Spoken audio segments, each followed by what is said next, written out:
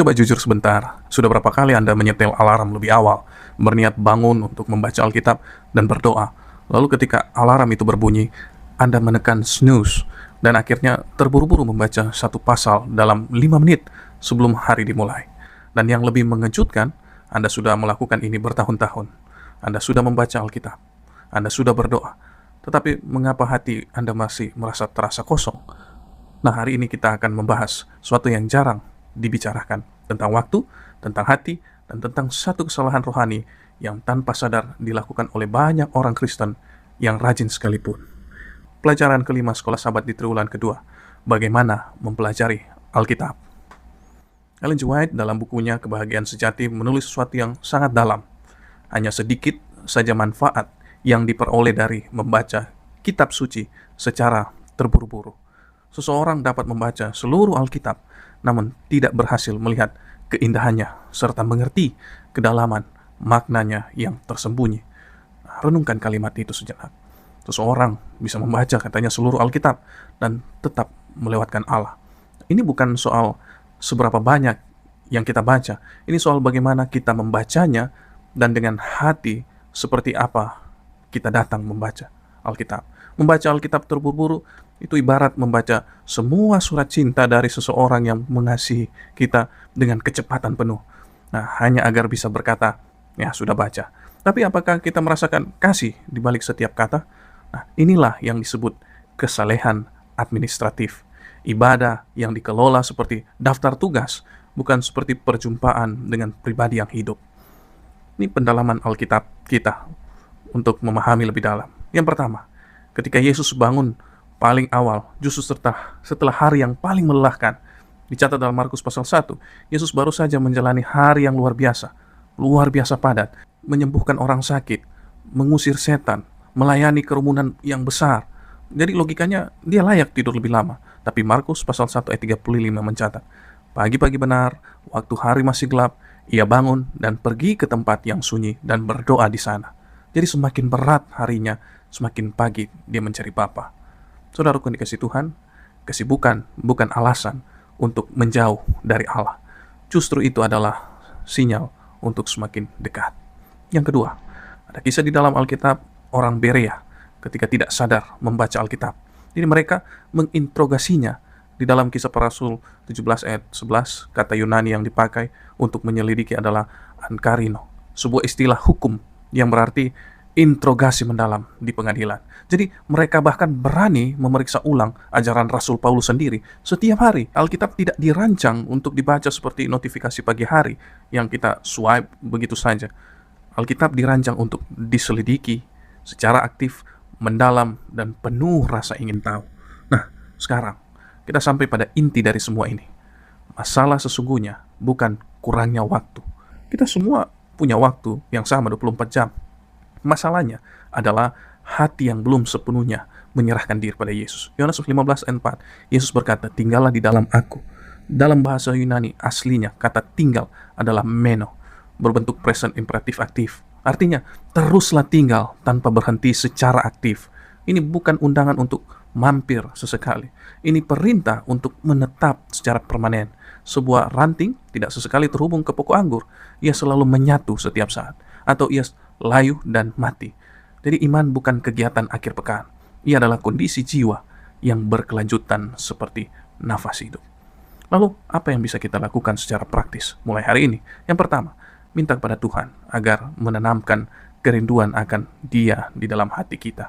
Mari kita klaim janji Yeremia 29:13. Kamu akan mencari aku dan menemukan aku. Itu bukan sekedar ayat motivasi, itu janji yang bisa kita pegang setiap pagi. Yang kedua, perlakukan waktu bersama Allah seperti pertemuan yang penting yang tidak bisa dibatalkan. Blok di kalender kita, matikan notifikasi, pergi ke tempat yang tenang. Dalam Mazmur pasal 46 ayat 10, diamlah dan ketahuilah bahwa akulah Allah. Yang ketiga, tetaplah hadir bahkan ketika kita tidak merasa ingin. Sama seperti hidup sehat, tidak menunggu mood. Hubungan dengan Allah juga membutuhkan keputusan, bukan sekedar perasaan.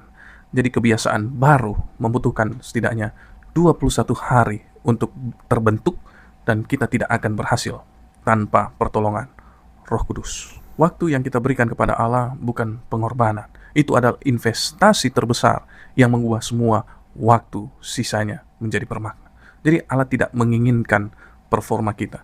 Dia menginginkan kita apa adanya dengan segala kesibukan dan kelelahan kita. Besok pagi ketika alarm berbunyi, sebelum kita membuka Instagram, sebelum kita mengecek email, coba luangkan 10 menit saja. Duduk diam, buka firman-Nya dan biarkan Dia berbicara. Karena mungkin selama ini yang kita butuhkan bukan lebih banyak waktu, melainkan hati yang mau berhenti sejenak untuk mendengar. Sebuah survei global menemukan bahwa lebih dari 60% orang Kristen mengaku berdoa setiap hari. Namun, di saat yang sama, lebih dari separuhnya merasa hubungan mereka dengan Allah terasa datar, hambar, dan tidak bertumbuh. Berdoa tetapi tidak merasakan apa-apa. Membaca firman tetapi tidak berubah. Mengapa bisa terjadi seperti ini? Kita akan membahas satu hal sederhana yang dilakukan Yesus setiap pagi, yang sering kita anggap sepele, namun ternyata menjadi rahasia di balik kekuatan hidup dan pelayanan Yesus. Dan satu hal itu bukan soal berapa lama kita berdoa, ini soal kemana kita pergi. Mari kita buka Markus 1 ayat 35. Pagi-pagi benar, waktu hari masih gelap, ia bangun dan pergi keluar. Ia pergi ke tempat yang sunyi dan berdoa di sana. Satu ayat. Tapi di dalamnya tersimpan 3 rahasia yang luar biasa. Pertama, waktunya sebelum matahari terbit. Yesus baru saja menjalani hari yang sangat melelahkan, menyembuhkan orang sakit, mengusir setan, melayani ratusan orang. Ia berhak tidur lebih lama, tapi justru setelah hari padat itu, ia bangun paling awal. Yang kedua, gerakannya. Ia pergi keluar, ia menjauhkan diri. Jadi Yesus tidak menunggu ketenangan datang dengan sendirinya. Ia secara aktif menciptakan kondisi untuk berjumpa dengan Bapa. Yang ketiga, tempatnya. Tempat yang sunyi. Dan ini yang jarang kita bahas. Yesus tinggal di Kapernaum, sebuah kota pelabuhan di tepi danau Galilea, yang di pagi hari sangat ramai. Nelayan bekerja sejak sebelum subuh, pasar ikan sudah beroperasi, perahu berlalu lalang. Itu bukan lingkungan yang alami sunyi, namun Yesus tetap menemukan tempatnya. Jadi, ketenangan rohani bukan soal lingkungan yang ideal. Itu adalah soal kesungguhan hati yang mencari di tengah kondisi apapun. Nah sekarang, mari kita lihat lebih dalam apa kata Alkitab tentang hal ini. Kata Getsemani berasal dari bahasa Aram, Getsemanim, yang secara harfiah berarti tempat pemerasan minyak zaitun. Jadi di zaman kuno, minyak zaitun diperas dengan cara menaruh batu besar yang sangat berat di atas buah zaitun. Semakin besar tekanan, semakin murni minyak yang dihasilkan. Dan di dalam Lukas pasal 22 ayat 39 mencatat sesuatu yang luar biasa. Yesus pergi ke Bukit Zaitun seperti yang biasa. Artinya, kata Getsemani bukan tempat darurat yang dikunjungi Yesus sekali saja sebelum ia ditangkap saat itu. Itu adalah tempat doa regulernya, tempat yang sudah dikenalnya. Dan di sanalah, di tempat yang namanya berarti tekanan berat di momen paling gelap dalam sejarah manusia. Yesus tidak hancur. Ia menghasilkan sesuatu yang paling murni. Bukan kehendakku, melainkan kehendakmu yang terjadi. Jadi, mari kita lihat. Tempat yang paling penuh tekanan dalam hidup kita bisa menjadi tempat paling suci. Atau jika kita sudah membangun kebiasaan bertemu Allah di sana, jauh sebelum tekanan itu datang. Untuk memahami lebih dalam, ada satu kisah lagi yang sangat relevan di dalam Lukas 10 ayat 38 sampai 42 ketika Yesus mengunjungi rumah Marta dan Maria. Kedua perempuan itu berada di ruangan yang sama. Jadi rumah yang sama, tamu yang sama, kesempatan yang sama. Marta memilih untuk melayani. Ia sibuk mempersiapkan segalanya. Maria, dia memilih untuk duduk diam di kaki Yesus, mendengarkan setiap kata Yesus. Yesus tidak mengkritik pelayanan Marta. Yang ia kritik adalah kecemasan dan kegelisahan yang lahir dari pelayanan tanpa kehadiran. Dalam kata Yunani yang dipakai untuk menggambarkan posisi Marta, parakatesasa, adalah posisi seseorang murid yang duduk di hadapan rabinya. Ini posisi belajar yang penuh perhatian dan hormat. Jadi kita bisa berada secara fisik di hadirat Allah, bahkan aktif melayani Dia. Namun hati kita bisa sepenuhnya absen, tidak hadir. Banyak dari kita mengalami sindrom Marta, aktif di gereja, aktif melayani, aktif dalam program rohani, tapi secara pribadi kita belum pernah benar-benar duduk diam dan mendengarkan Yesus di kaki Yesus, bukan kemalasan rohani. Itu adalah postur tertinggi yang bisa diambil seorang manusia. Lalu apa yang bisa kita lakukan secara konkret mulai saat ini? Mari kita temukan satu tempat yang khusus. Bisa di kursi, dekat jendela favorit kita, di pojok ruang tamu, sebelum semua orang bangun, di teras rumah, saat udara pagi masih segar, atau bahkan di meja makan, sebelum sarapan, sebelum memegang handphone, sebelum HP menyala. Tempat itu tidak harus indah, tidak harus sempurna.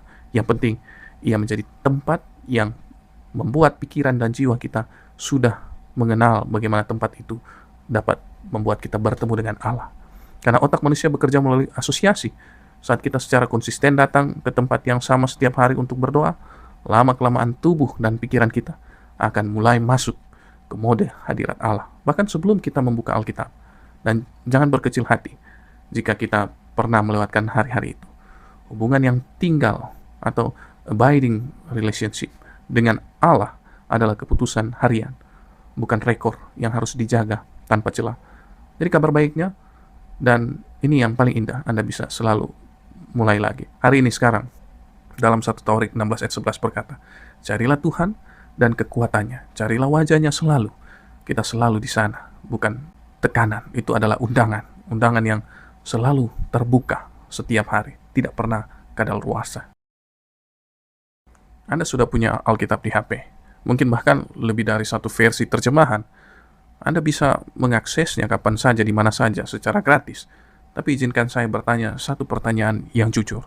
Kapan terakhir kali sesuatu dari Alkitab benar-benar mengubah cara Anda berpikir, berbicara, atau mengambil keputusan? Bukan sekedar ayat yang Anda baca pagi ini, tapi sesuatu yang meresap, yang mengubah sesuatu di dalam diri Anda.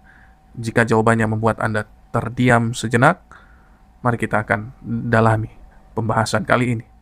Karena kita akan membahas satu perbedaan mendasar antara orang Kristen yang membaca Alkitab dan orang Kristen yang mempelajarinya, dan perbedaan itu jauh lebih sederhana dari yang kita bayangkan. Sebelum kita bicara soal metode, ada satu fondasi yang tidak bisa dilewati. Doa. Bukan doa sebagai ritual pembuka yang kita ucapkan cepat sebelum mulai membaca, tapi doa sebagai atmosfer yang menyelimuti seluruh waktu pendalaman kita. Jadi sebelum, selama, dan sesudah.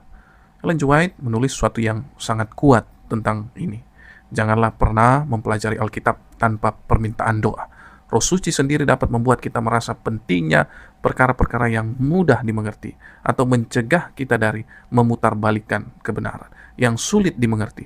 Perhatikan dua sisi dari kalimat ini. Pertama, Roh Kudus membantu kita merasakan bobot-bobot dari ayat-ayat yang kita pikir sudah kita mengerti. Artinya bahkan ayat yang paling sederhana pun masih menyimpan kedalaman yang belum kita selami. Yang kedua, dan yang ini yang lebih mengejutkan, Roh Kudus juga mencegah kita dari memutarbalikkan kebenaran yang sulit. Jadi, belajar Alkitab tanpa doa bukan sekedar kurang efektif. Ia berpotensi berbahaya, karena pikiran manusia yang tidak terpimpin oleh Roh Kudus bisa membangun pengertian yang terasa benar, namun sesungguhnya menyimpang dari kebenaran. Nah, sekarang kita masuk ke inti pembahasan hari ini. Jika ada satu hal yang membedakan antara sekedar membaca Alkitab dan benar-benar mempelajarinya, itu adalah menulis. Yes, menulis membantu kita memperlambat pikiran. Ia memaksa kita untuk merenungkan suatu kalimat lebih lama dari yang biasanya kita lakukan. Ia mengubah pikiran yang tercerai-berai menjadi teratur dan memindahkan firman Allah dari kepala melalui pena langsung ke dalam kehidupan kita. Ada alasan ilmiah di balik ini juga. Penelitian menunjukkan bahwa kita mengingat jauh lebih banyak dari apa yang kita tulis dengan tangan dibandingkan apa yang hanya kita baca atau dengar. Dan ini bukan ide baru. Raja Daud melakukannya ribuan tahun yang lalu. Di dalam Mazmur 119, ini pasal terpanjang dalam seluruh Alkitab, adalah jurnal rohani Daud yang paling terstruktur. Jadi para ahli menemukan bahwa setiap bagian dari 176 ayat itu disusun menjadi urutan 22 huruf alfabet Ibrani, satu persatu tanpa terlewat. Jadi Daud tidak hanya merasakan imannya, ia mendokumentasikannya dengan sangat terstruktur dan disengaja. Jadi menulis tentang pengalaman rohani kita bukan aktivitas ekstra. Nah, itu adalah tradisi kenabian yang diwariskan oleh orang-orang di dalam Alkitab. Ada satu kisah dalam Alkitab yang kita akan lihat bagaimana pesannya berkaitan dengan pendalaman firman Tuhan kita saat ini. Nabi Yeremia di satu titik dalam hidupnya mengalami kelelahan rohani yang begitu dalam, sehingga ia berkata kepada Allah, "Aku tidak mau mengingat dia lagi dan tidak mau berbicara lagi demi namanya." Jadi Yeremia memutuskan untuk berhenti, tapi kemudian ia berkata sesuatu yang tidak bisa ia tahan. Tetapi kalau aku berpikir demikian, maka dalam hatiku ada sesuatu yang seperti api yang menyala-nyala terkurung dalam tulang-tulangku. Aku berlelah-lelah untuk menahannya, tapi aku tidak sanggup. Jadi firman Allah yang sudah Yeremia pelajari, renungkan, dan hidupi bertahun-tahun ini sudah begitu meresap ke dalam tulangnya, sehingga Nabi Yeremia tidak bisa menghentikannya meskipun ia mau. Nah, inilah tujuan akhir dalam pendalaman Alkitab yang sejati. Bukan sekedar hafal ayat-ayat, bukan sekedar menyelesaikan program baca Alkitab setahun, tapi sampai pada titik di mana firman itu menjadi bagian dari siapa kita sebenarnya. Dan kita tidak lagi belajar Alkitab karena harus, tetapi karena tidak bisa tidak. Sekarang, bagaimana kita bisa mulai mempraktekkan hal ini? Jadi kita tidak perlu menjadi ahli teologi, mulai dari satu kitab pendek, Yunus, Markus, Filipi, atau 1 Yohanes, dan terapkan 7 langkah sederhana ini. Yang pertama, berdoa, minta Roh Kudus membimbing pikiran kita, dan melunakkan hati sebelum kita membaca. Yang kedua, pilih satu ayat atau satu bagian kecil. Tidak perlu banyak, kedalaman lebih penting daripada kuantitas. Yang ketiga, tuliskan ayat itu dalam jurnal kita, atau bagian-bagian yang menyentuh hati kita saat membacanya. Keempat, baca ulang-ulang dengan doa, lalu garis bawahi gagasan-gagasan utama yang kita temukan. Dan yang kelima, tuliskan apa arti gagasan-gagasan itu bagi kita secara pribadi. Bukan definisi teologis, tapi maknanya bagi hidup kita hari ini. Yang keenam, doakan gagasan-gagasan itu. Bagaimana hal ini mempengaruhi hidup kita dengan Allah. Yang ketujuh, pertimbangkan kepada siapa kita bisa membagikan pelajaran ini hari ini. 7 langkah ini tidak membutuhkan waktu berjam-jam.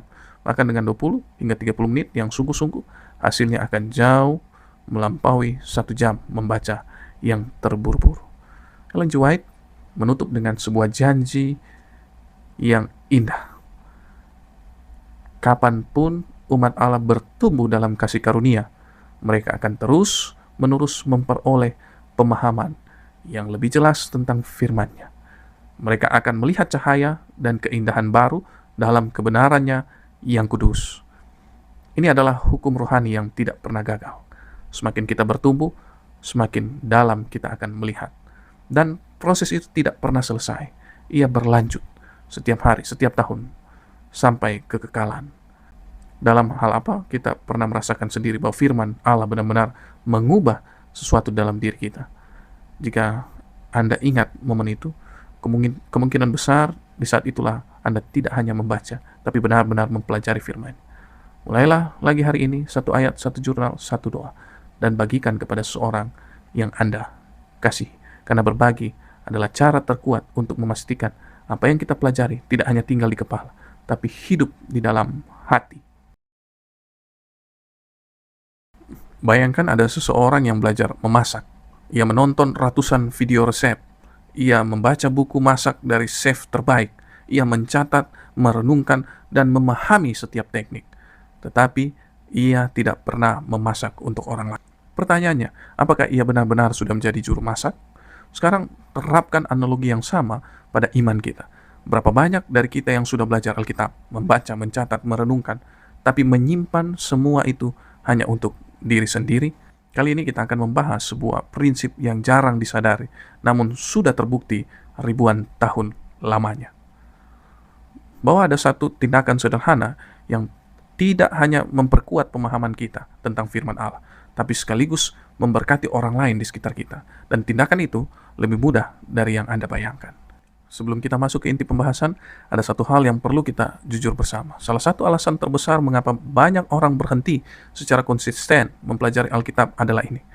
Terasa membosankan. Bukan karena Alkitab itu membosankan, melainkan karena perasaan kitalah yang terjebak dalam satu metode yang sama, berulang-ulang, tanpa variasi.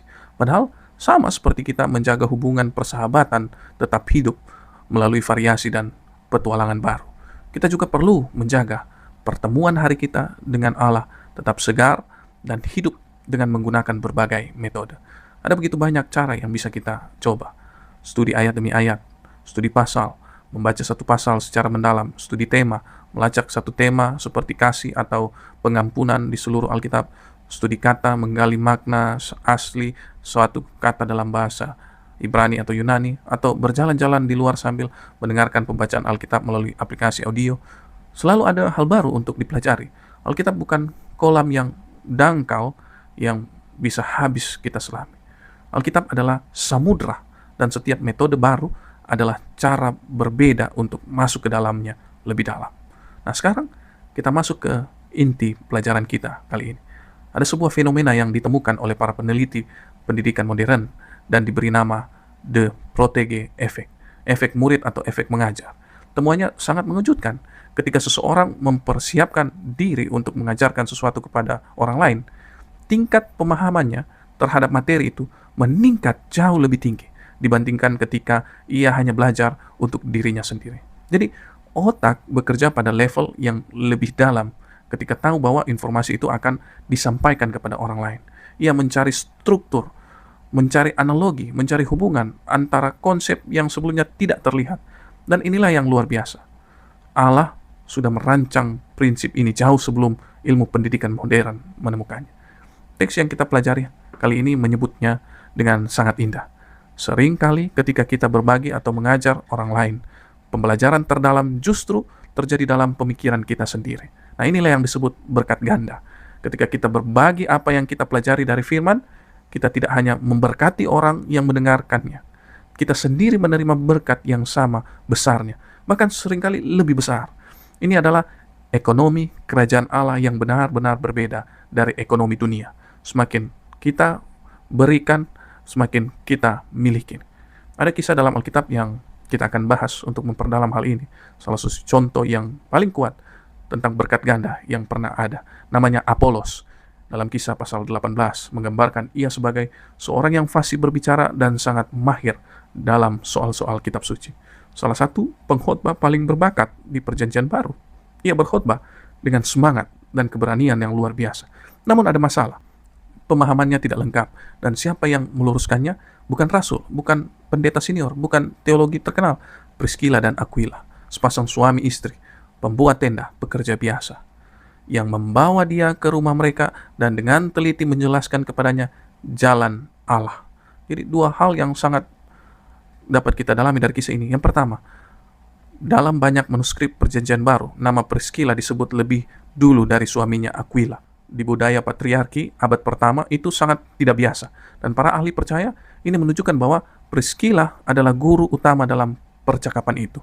Jadi seorang perempuan biasa, seorang pembuat tenda yang mengubah pemahaman salah satu pengkhotbah terbesar saat itu dalam sejarah gereja mula-mula. Dan yang kedua, mereka tidak melakukannya dari mimbar, tidak di kebaktian besar. Mereka melakukannya di rumah mereka sendiri dalam percakapan pribadi yang sangat hangat saat itu. Jadi berkat ganda bisa terjadi di mana saja, di meja makan, di telepon singkat, di percakapan biasa antara dua orang biasa. Jadi kita tidak membutuhkan gelar teologi atau panggung besar untuk mengubah pemahaman seseorang. Dan berbicara tentang ketekunan dalam perjalanan iman, ada satu fakta yang perlu kita ketahui tentang ayat favorit kita.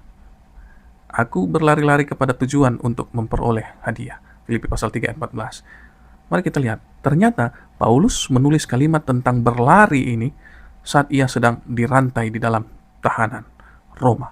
Artinya di dalam penjara, ia tidak bisa bergerak bebas. Ia tidak bisa pergi kemana-mana. Ia sedang menunggu persidangan yang bisa berakhir dengan hukuman mati. Namun dari dalam penjara itu, Rasul Paulus menulis surat yang paling penuh sukacita dalam seluruh perjanjian baru. Kata sukacita, dan variasinya muncul lebih dari 16 kali dalam surat Filipi yang hanya 4 pasal ini. Dan di surat yang sama ia berkata, aku berlari kepada tujuan. Jadi, kondisi eksternal tidak pernah bisa menghentikan lari rohani seseorang. Jadi penjara bisa membelenggu tubuh, tapi tidak bisa membelenggu semangat seseorang yang hidupnya berakar dalam firman Allah. Jika Paulus bisa berlari dari dalam penjara, tidak ada alasan yang cukup kuat bagi kita untuk berhenti. Tidak ada kesibukan yang terlalu besar, tidak ada kelelahan yang terlalu dalam, tidak ada masa lalu yang terlalu berat. Jadi, mari kita lihat ada satu ayat yang menjadi jembatan sempurna antara waktu pribadi bersama Allah dan dampaknya bagi orang-orang di sekitar kita. Itu dicatat dalam Yesaya pasal 50 ayat 4. Ditulis 700 tahun sebelum Yesus lahir. Namun berbicara tentang prinsip yang berlaku hingga hari ini. Tuhan Allah telah memberikan kepadaku lidah seorang murid, supaya aku dengan perkataan dapat memberi semangat baru kepada orang yang lelah. Nah, dari ayat ini ada frasa aslinya dalam bahasa Ibrani, leson limudim, yang berarti lidah yang sudah dididik dan dilatih. Ini bukan lidah yang berbicara karena kepandaian alami. Ini adalah lidah yang terbentuk dari disiplin mendengar setiap pagi. Ayat yang sama melanjutkan, setiap pagi ia mempertajam pendengaranku. Ini adalah prinsip berkat ganda dalam bentuk paling indah. Setiap pagi yang kita habiskan dalam firman Allah, ia sedang mempersiapkan 2 berkat sekaligus. Satu untuk kita dan satu untuk seseorang yang akan kita jumpai hari itu. Waktu pribadi kita bersama Allah tidak hanya memperkuat diri sendiri, itu memungkinkan dapat memberkati orang lain juga dengan semangat yang baru. Siapapun yang kita temui di hari itu. Kehidupan kerohanian kita adalah sebuah lari maraton. Dan seperti setiap lari maraton yang bijak, kita tidak berlari sendirian. Kita berlari bersama. Kita saling menguatkan di sepanjang jalan. Jangan berkecil hati jika kita merasa pernah lalai untuk beberapa waktu. Hari ini adalah hari yang valid untuk memulai lagi. Satu langkah kecil yang bisa kita ambil mulai sekarang. Setelah kita selesai melihat pelajaran ini, kita akan melihat bagaimana satu ayat, satu pendalaman, satu pengalaman, dan kita bagikan kepada orang-orang hari. Di Yohanes 17 ayat 3 mengingatkan kita tentang satu kebenaran indah, inilah hidup yang kekal, bahwa mereka mengenal Engkau. Hidup kekal bukan sesuatu yang hanya dimulai setelah kematian, ia dimulai hari ini. Dalam setiap momen ketika kita membuka firman, duduk dalam hadiratnya, dan membagikan apa yang kita temukan kepada orang lain. Tugas kita hari ini hanya satu. Jangan simpan berkat itu sendirian. Berkat ganda. Sebuah survei menemukan bahwa rata-rata orang dewasa menghabiskan lebih dari 7 jam sehari menatap layar, handphone, membaca konten, menonton video, scroll media sosial. Tapi dari 7 jam itu, beberapa menit yang benar-benar digunakan untuk membaca firman Allah, bukan karena kita tidak punya waktu, bukan karena kita tidak punya akses, melainkan karena ada sesuatu yang jauh lebih dalam yang sedang terjadi, sesuatu yang jarang kita sadari. Dan hari ini kita akan membicarakannya secara jujur. Mazmur pasal 119 ayat 103 berkata, betapa manisnya janjimu itu bagi langit-langitku, lebih daripada madu di mulutku. Mari kita perhatikan apa kata pemazmur ketika dimiliki kata manis. Bukan berguna, bukan wajib, bukan penting. Jadi manis, kata yang kita gunakan untuk menggambarkan sesuatu yang secara alami kita inginkan, rindukan, dan nikmati. Dan ini bukan puisi yang berlebihan. Ini adalah kesaksian seseorang yang sudah membuktikannya sendiri bahwa firman Allah bukan sebuah beban rohani yang harus dipikul. Ia adalah undangan untuk menikmati sesuatu yang terbaik. Pertanyaannya adalah, mengapa begitu banyak dari kita belum merasakannya? Mari kita dalami bersama. Para arkeolog yang menggali makam-makam Mesir kuno, termasuk makam Tutankhamun, menemukan guci-guci madu berusia lebih dari 3.000 tahun, dan madu itu masih layak untuk dimakan. Madu adalah satu-satunya makanan alami yang diketahui tidak pernah busuk karena sifat antibakterinya yang luar biasa. Nah, sekarang hubungan fakta ini dengan Mazmur 119-nya adalah bahwa firman Allah yang ditulis 3.000 tahun lalu masih sama segarnya, masih sama relevan era ketika semua konten memiliki tanggal kadaluarsa di mana tren berganti dalam hitungan minggu, firman Allah adalah satu-satunya yang tidak pernah basi. Ada konteks sejarah dari Yesaya 55 ini yang sering kita lewatkan dan memahaminya, dan dapat mengubah cara memandang kita. Yesaya menulis kata-kata ini untuk bangsa Israel yang berada dalam pembuangan di Babel saat itu. Mereka kehilangan tanah air, kehilangan bait Allah, kehilangan identitas mereka. Dan yang paling menyakitkan, banyak yang sudah mulai percaya bahwa Allah telah sepenuhnya meninggalkan mereka.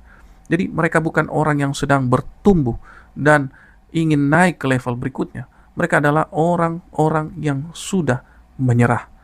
Dan kepada mereka lah Allah berseru, "Hai semua orang yang haus, marilah dan minumlah air."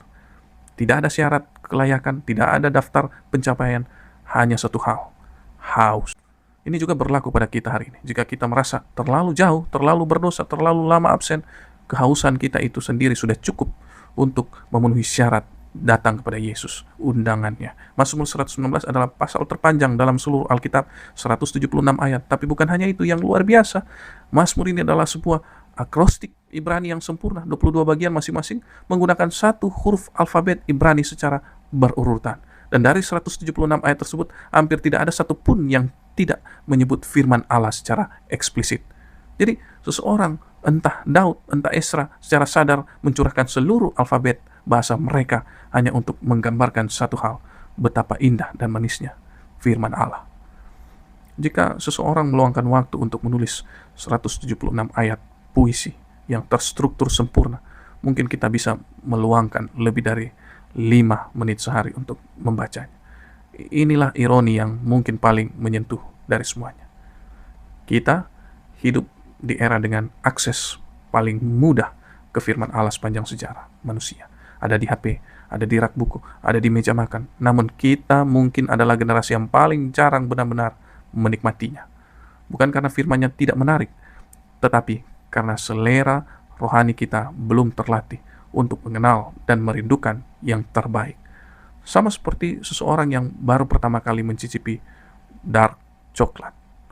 Mungkin rasanya pahit, tapi semakin terbiasa, semakin kita menyadari kompleksitas dan kedalamannya yang tidak dimiliki permen murah, kita akan menikmatinya. Firman Allah bekerja dengan cara yang sama. Semakin sering kita kembali, semakin dalam yang kita rasakan, dan tidak seperti semua yang dunia tawarkan. Ia tidak pernah mengecewakan dan tidak pernah basi. Jika hari ini kita merasa jauh dari Allah, kita tidak perlu menunggu sampai merasa layak. Cukup lakukan 3 hal sederhana ini. Berlutut, buka firman-Nya, dan minum atau menikmatinya. Jarak antara kita dan Allah tidak pernah sepanjang yang kita rasakan. Ia selalu sedekat satu lutut yang menyentuh lantai dan satu halaman yang terbuka. Karena firman Allah adalah satu-satunya makanan yang semakin sering kita konsumsi, semakin lapar kita akan lebih banyak lagi. Demikianlah pendalaman sekolah sahabat kita. Tuhan Yesus memberkati saudara-saudariku yang dikasihi Tuhan. Sampai jumpa di video berikutnya. Shalom, Maranatha, Yesus segera datang.